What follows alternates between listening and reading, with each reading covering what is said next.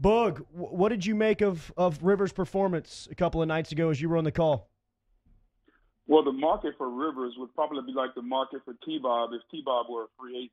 So I'll let you guys decipher what that is. Okay, coming from the same man who tried to shout down my Lamar Jackson takes at the beginning of the year, and I got to say, Boog, my Lamar takes are aging like a fine wine, my friend. What do you got to say for yourself? Well, how ironic is it that I get to call a Lamar Jackson game his debut on Monday Night Football this coming Monday? So you were right so far, T-Bob. I'll give you that. Thank you. But, Jordan, to your question about Rivers, man, you know what it reminded me of? It reminded me of the last couple of times I saw Mike Tyson fight. Great fighter, really, really great career, longevity, came out, like he'd done a lot of great things. But, you know, you kind of had that feeling the last couple of times he got in the ring that it just wasn't going to end well, and it didn't. And it almost seems like Phillip Rivers is the same way. I mean, he's thrown 7 picks in the last 2 games, and it probably could have been 8 if you really want to be honest, going back to the Raider game. So he's the problem with the Charger team right now. Oh, wow. They have a lot of talent. I mean, they got receivers. Keenan Allen, Hunter Henry is a really good tight end. Mike Williams, Gordon, Eckler. The defense really played well the other night. I mean, they limited Mahomes to basically nothing. He had a couple of big plays, but other than that, it was nothing.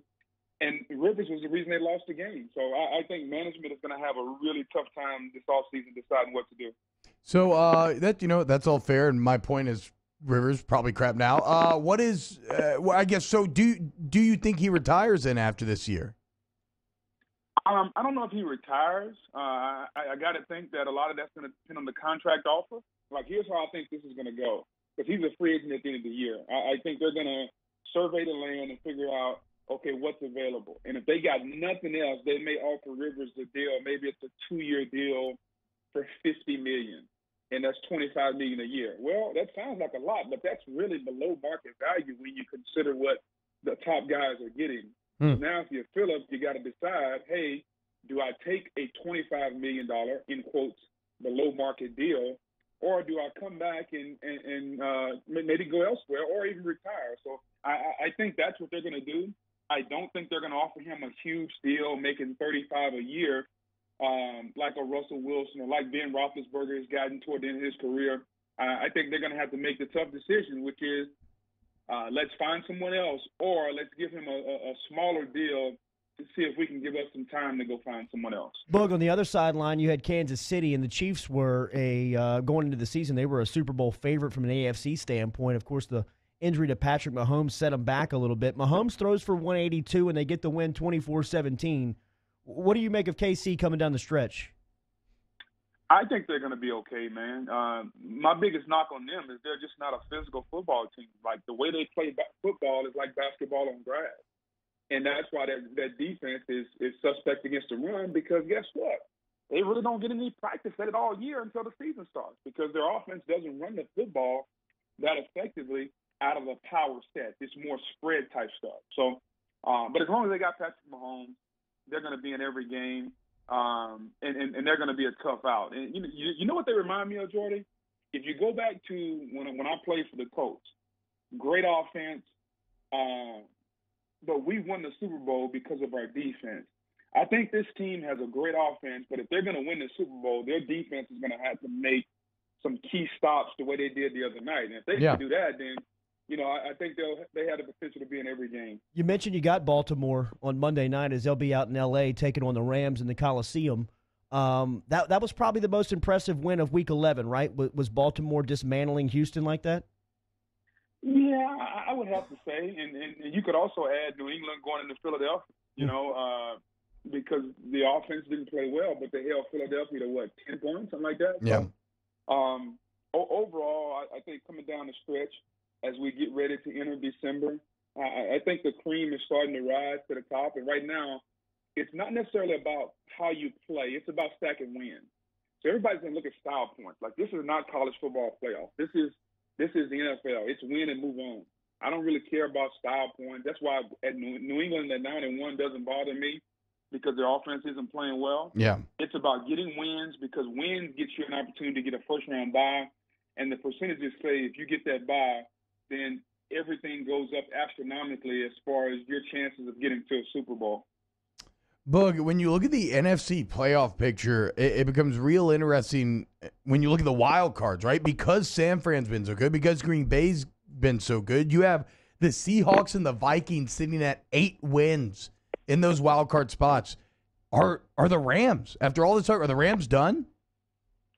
No, I don't think the Rams are done. I think the Rams have been a victim of having a young quarterback and putting too much in that young quarterback early. If you go back to their game this weekend against the Bears, it's amazing what they did. They lined up and ran the football. Todd Gurley had 25 carries. I want to say he had another 4 or 5 catches, so he had his 30 touches. I think the Rams' biggest issue early in the season was they had some young guys on the O-line. O-line didn't play well, and they tried to give the quarterback too much on his plate. Yeah. And you know, just like I know, T-Bob, when you give a little guy too much food, what do? They just waste it. Yeah, and that's kind of what Jared Goff was doing. It's a great point. I'm about to try intermittent fasting, by the way, Boog. So if I get real skinny, don't be jealous of me. I see you on the Peloton bike all the time. That's the last thing I worry about. You, T-Bob, and the same center. Hey, Boog, okay, so I talked about the NFC playoff picture. Since we're kind of getting towards that time of year, let's flip over to the AFC. And the team that jumps off the page to me here, even though it's a really muddled kind of race for those wild card spots, the Oakland Raiders are sitting here at 6-4, having won 3 in a row. It's like, does that rank as maybe the biggest surprise in the NFL? Yeah, I think it's got to be up there. John Gruden and Mike Mayock have done a really good job. They got this rookie, Max Crosby, who Gruden was riding during training camp. He had 4 sacks this past week, and Derek Carr's playing well. And they got a game coming up in a couple of weeks against the Kansas City Chiefs in Arrowhead.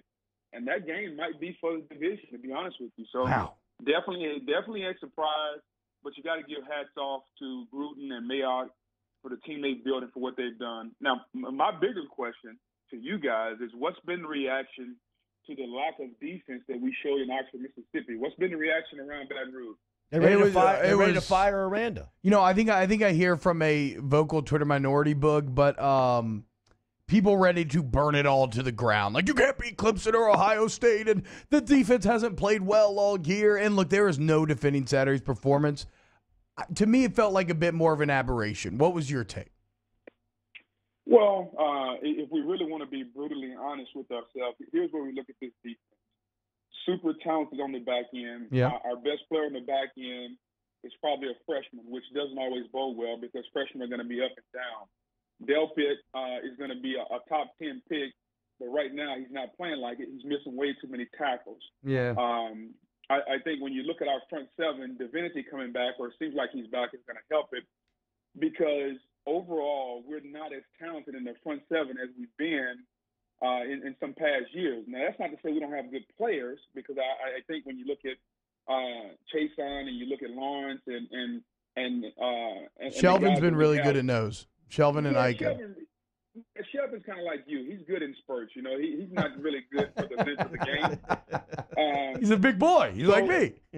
Well, I'm just saying, that's kind of what you are. You know, during a 15-minute interview, you're good for about 7 minutes. Hey, so that's 50%. Well, I'm just. This was baseball. I'd be in the Hall of Fame book. Right, and so overall, our defense is still, the scheme is really good. But what happens is when you don't have players in certain positions that can make the plays that position calls for, the scheme gets exposed sometimes, and I think that's what's happening. I got all the faith in the world. Dave Aranda is one of the top 5 defensive minds in all of football. That's college or pro. So for everyone that's saying that Dave Aranda's scheme sucks, like, come on, let's not be fair weather fans. This is the same guy whose scheme a couple years ago, we only gave up, 8 touchdowns all year, maybe 10, something like that. So, like, let's not forget that when you get really good players and you put them in the right position, this scheme is really good. Now, with all that being said, the scheme is the scheme. Football is about players. And as I said, we're not as talented as we've been in our front seven in the past year. So with all that being said, I think it's a paradigm, or it's a shift in the paradigm that people in Baton Rouge are not used to being an offensive team. Definitely agree with that. That's what we are. Yeah. And, you know, if we got to score 60 to win games, that's fine because Joe Brady and Joe Burrow and Steve Ensminger, those guys have been absolutely outstanding. So I feel good about where we are. Am I satisfied? No, but I definitely feel really good. I mean, Arkansas, let's face it, we should hang 70 on Arkansas. They're 44-point favorites, Boog. Well, yeah, I mean, let's just be honest. We should hang 70 on them. And then, to me, I think the biggest game of the season is A&M, because A&M has the same offense that Ole Miss has, but better players. A&M has a coach who everybody's flirty with, and Jimbo Fisher, so there's so much motivation from that side. And after what happened last year, with everything that went down with Craig Thorpe and Kevin Falk and losing the game in 7 overtime, like that game between LSU and A&M, I think it's the biggest game of the season for all the reasons I just listed. I want to ask you about another defensive player, Boog, that kind of gets lost in the shuffle a little bit this year, and it's really just because teams have been constantly avoiding him. So you mentioned Stingley, right, as maybe being the best player on the LSU back end, but what about Christian Fulton? Like, you're a defensive guy. What does it tell you when teams just don't even target Fulton? Well, Fulton, I think, is shown that he's not afraid to go make a play. And what does that mean? That means if you're hanging out, he'll go pick it and take it to the house. Like, he's got really good skills. I think, when you look at some of the top, 10 cornerbacks in the country, I think he's right there as far as draft-eligible guys. And he's really good, man. But, again, here's the problem that all teams face in college football, especially right now. You have a lot of guys who have NFL aspirations. So these guys start to think about, okay, how much of myself do I want to give right now, and how much of myself do I want to save for the combine and all these different things? Like, that's a real thing, because it comes down to future earnings as opposed to championship aspirations. Now, for LSU, we have bigger fish to fry. Like, we have championship aspirations. So I don't think it's an issue. But if you think back in past years when we've had a couple of losses, there have been some guys that just shut it down. And so that's what's going on around college football right now. As long as we are in that national championship picture, I think everybody has their eye on that prize. But it's just about motivation. How do you keep these kids motivated when you go against an Ole Miss, when you go against an Arkansas? I think the Arkansas game will be – I'm not going to say it's going to be similar to Ole Miss, but I don't expect us to really play well. I mean, I think we're going to win by, 25, 30 points, but I don't think it's going to be a dominant performance. Now, the A&M game, there'll be motivation. If we win that A&M game, the Georgia game, because Georgia wants revenge, and Georgia is a really good football team. If we don't play well against Georgia, we'll get the hell beat out of us. And then we'll kind of go from there. So I think this Arkansas game will be very similar to Ole Miss. Like, the fans will be like, man, why are we not dominating? We'll wind up winning by 25 or 30. But then I think the A&M game will be the biggest game of the year, because A&M has talent. They just don't have the consistency to play well. I mean, let's not forget, A&M was in the game with Clemson for a little while. And Clemson, I think, overall, is the most talented team in the country. I mean, I think they got the best quarterback, maybe – let me say this. He'll be the highest drafted quarterback when he comes out of his class from a talent standpoint. And so I think when you look at the receivers – like LSU, Clemson, Alabama, I think have the 3 most explosive offenses throughout the country. No doubt. And I think when you look at those, you got to be wary of what's coming down the road, man. So I'm excited, and I can't wait for the A&M game. Like, nobody wants to watch us beat Arkansas by 30. Boog and Tess will be in Hollywood on Monday night out in the Coliseum calling Rams and Ravens. Lamar Jackson making his Monday Night Football debut with Boog on the call. He'll be here Wednesday. Breaking it all down, brought to you by Central Plumbing Company. Have a good call and weekend, Boog. I will do. T-Bob, intermittent fasting means that you can't eat in the morning. And I know. You only eat between like 12 and 8. I'm doing 12 and 8. That's first off, 12 and 8. Nice job. That's exactly what it is. Secondly, if you don't give me a shout-out on Monday Night Football for my Lamar Jackson takes, we're no longer friends. Well, consider it over. Consider it done. Later, Boog. Close out hour 1.